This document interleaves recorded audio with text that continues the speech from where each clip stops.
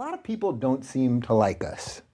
That is a weird thing. We've been bouncing around quite literally all over the world the last couple months, and we're meeting thousands and thousands, hundreds of thousands of people at this point, who are decent, good people from every walk of life, trying to find some answers and meet other people that think like them or don't think like them, but just want to find some decency in this world. And yet the online world just seems relentlessly hateful, and you probably get more hate than anyone else. So I thought that would just be an interesting way to start this. Like, just as three people that I think are basically trying to put some decency out there, just sort of the level of anger and hate that we get. I'll go to you first. Okay, Does it bother you anymore? Oh yeah.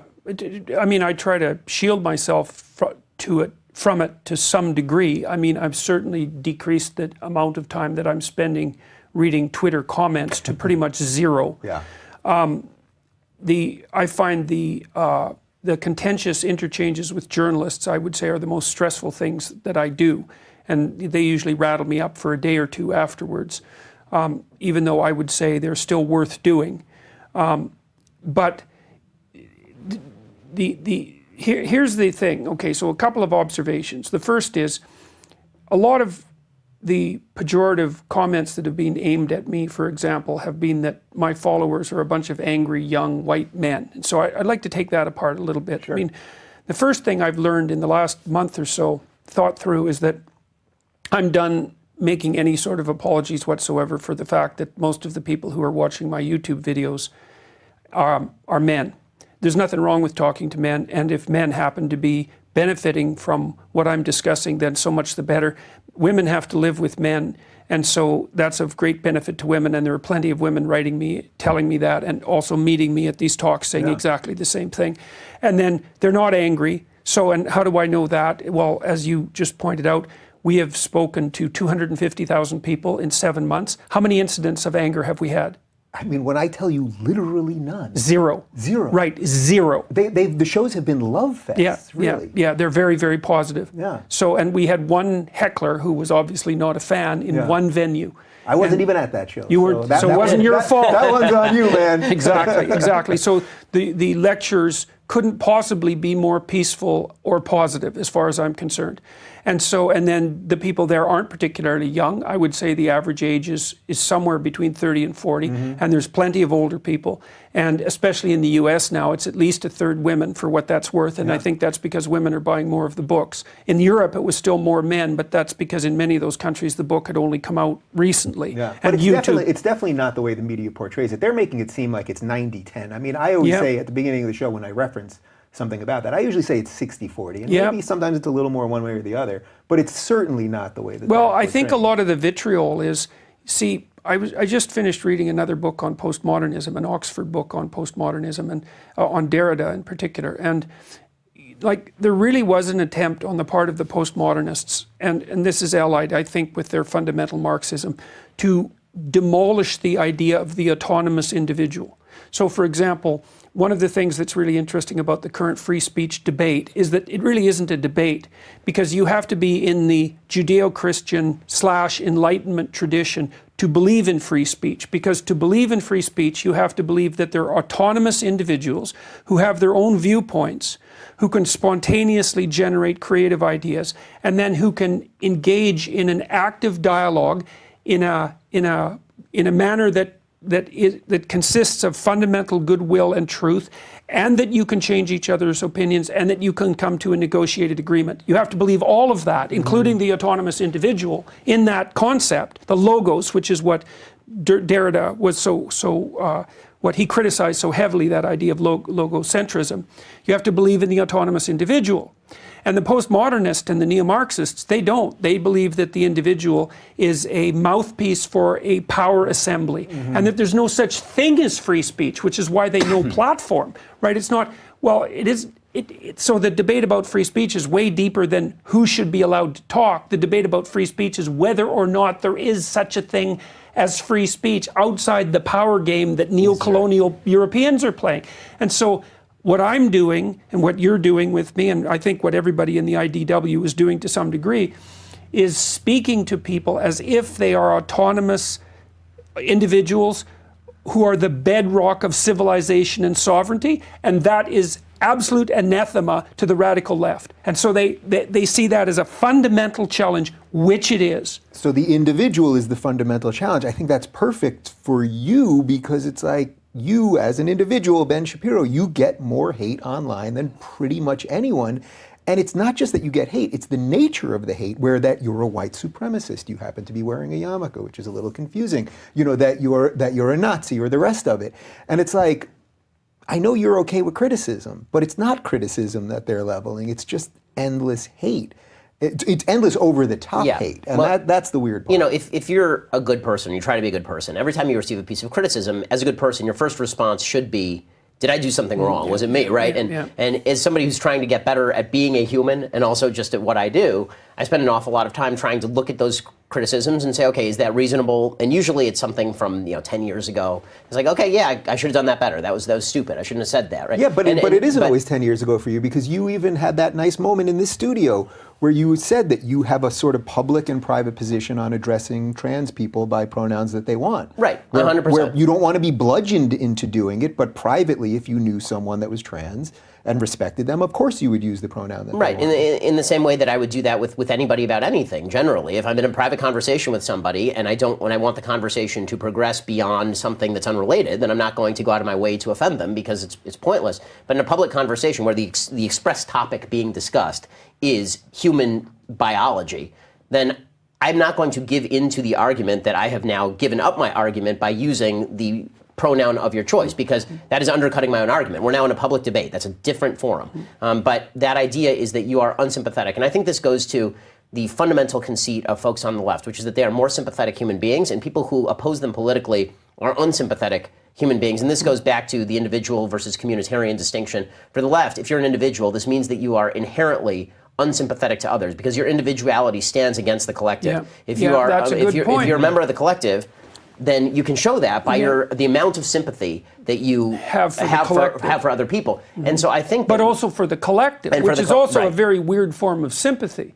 Right. Because the collective doesn't suffer. Individuals suffer. Right. You know, and that's and then the other thing that's interesting about that reflexive identification of sympathy with virtue is that it's actually extraordinarily immature, as far as I'm concerned, because most complex problems aren't solvable by reflexive sympathy. And reflexive sympathy is more like an instinct. It's more like anger. It's more like jealousy or rage or love, for that matter.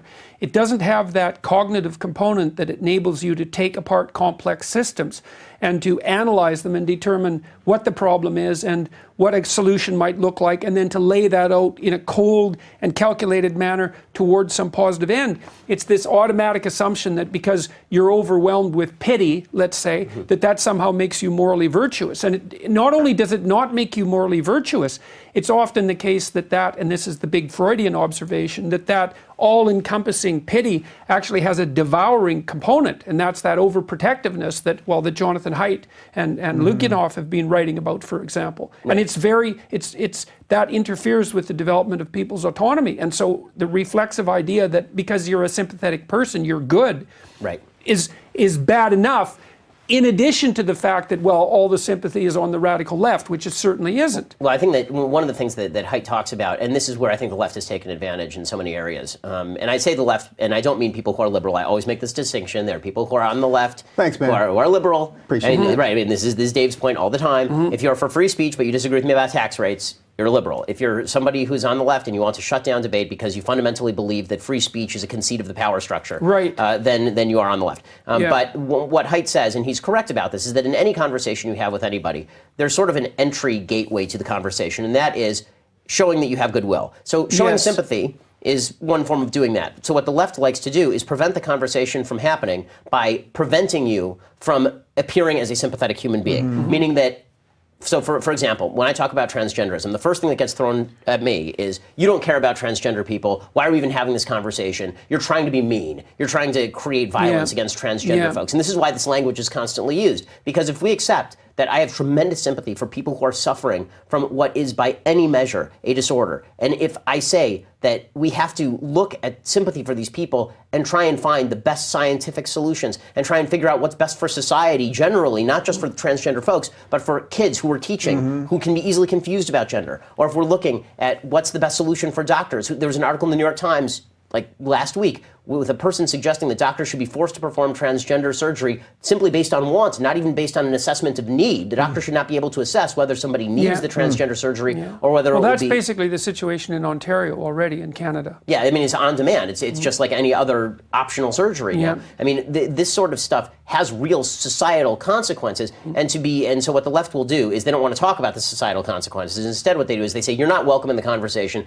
because you're unsympathetic. And so this is usually what's thrown at me. And fairly enough in the sense that my slogan is facts don't care about your feelings. But what I mean by that is not that you shouldn't care about other people. It's that in the end, the solutions that are going to lead to better lives are not going to be feelings-based. They're going to be facts-based. This does not mean I have to be an unsympathetic human being. So, for example, there's a story that I really haven't told publicly because I don't like to tell these stories publicly because Maimonides has a basic principle of charity, which is the best form of charity is anonymous charity because then you don't get credit for it. So I don't want to make it seem like this happened simply because I was trying to take credit for it. But several weeks ago, I was speaking at a university, which will remain unnamed for anonymity reasons. And this topic came up. A transgender person got up at the microphone and asked a question. And the conversation kind of went sideways. The person started talking about their personal story, and I started kind of picking holes in the personal story a little bit.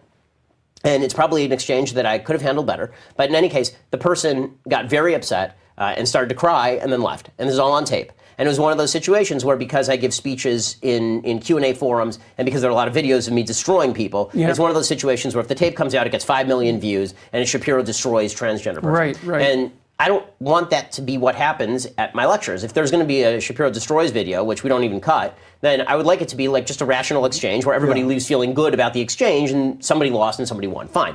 This was something different. The person got visibly emotionally upset, very upset, and the people who were running the event happened to know who this person was. So I called the person up on the phone, and I said, that really didn't go how I wanted it to go. I have my public position, but that doesn't mean I don't have sympathy for you. I went to the organizers of the event. I had them cut that part out of the tape because there's no reason this person should be exposed to ridicule. And then I had coffee with the person the next morning to ensure the person was doing okay emotionally.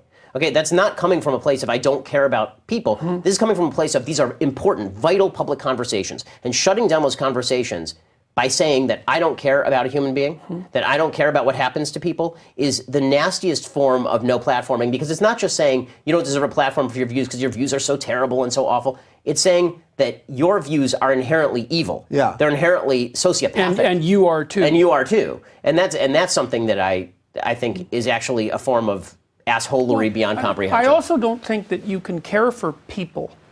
I think that you can care for individuals. And I mean, one of the things that's been characterizing the tour that we've been doing is that, like, when I'm lecturing, I don't lecture to the audience. I lecture to individuals. And I'm not lecturing to them either. That's the wrong way, because I always include myself in the discussion. So if we're talking about ethical principles and how they might be, what would you call it, put forward or founded more solidly, then I'm always including myself in the list of perpetrators who need some improvement, right? So it's just discussing with people one at a time, even though they happen to be very large audiences. And then when I see people afterwards, because I meet about 150 people after each talk, then I get not a huge amount of time, but enough time to make personal contact with each person. And I'm very careful to do that, extremely carefully, because I'm very happy they're there.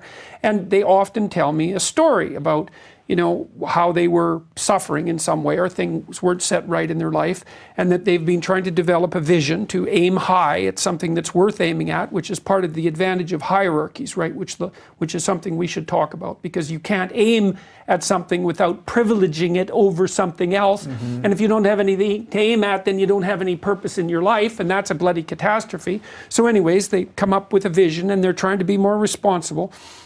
And then the individualism aspect of this is, I've outlined to people that they're to take responsibility for themselves, which is not the same thing as to be individually selfish, and to do that in a way that also makes them responsible for their family, and to do that in a way that also makes them responsible for the community. So the individualism isn't the selfish individualism that the leftists are criticizing by any stretch of the imagination. It's the individual positioned in an iterated game, right, that includes them as individuals stretched across time. So there's already a collective in that in some sense, and then them in relationship to family and the community, but stemming from the individual outward, which I think is part and parcel of the Judeo-Christian Enlightenment philosophy. Anyways, these people come and tell me this story, and they say they were in a bad place and that things have improved a lot, and they're kind of sad about the bad place part and visibly upset often, and then they tell me how things are improved, and they're really happy about that, and it's very touching and emotional, and that's where caring takes place. That's right at the level of the individual. I went into a Whole Foods yesterday, and this happens quite often, and so I was there, and two of the guys from behind the meat counter came out separately, and they said that they had been watching my lectures, and one of them talked about the fact that, you know, he has a 7-year-old son, and that he wants to do right by him, that he's been looking really hard for ethical and moral guidance, and that he's been reading and listening to my book and concentrating on the parts about telling the truth and not lying. And I'm having these conversations with people one at a time about them striving hard to develop an ethical, philosophically grounded ethical perspective, you know, and it's so interesting to see this happening and to see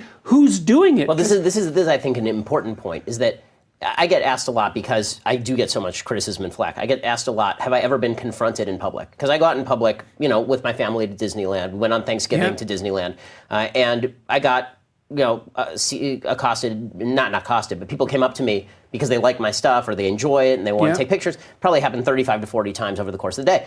And they asked me, has there ever been a situation where somebody came up to you and said something mean or nasty? I can't think of one. I can't think of one time this has ever happened. Now, online, that's all I get. And so the point here is that when it comes to individuals who are affected and who actually feel good or bad about you, it's a collective mob mentality that allows people to protest you and then protest me, and then that is picked up. The mob mentality is picked up by individual journalists who see themselves as sort of champions of the people broadly, but not champions of individuals, because you still can't find the individual who's been victimized by Jorden Peterson. You still can't find the individual who's been victimized by Dave Rubin, or the individual who's been victimized by Ben Shapiro. You can't find those people. So instead what it becomes is, oh, it's a broader group that's victimized, but none of those people have ever come to me personally and said, you victimized me, you hurt me.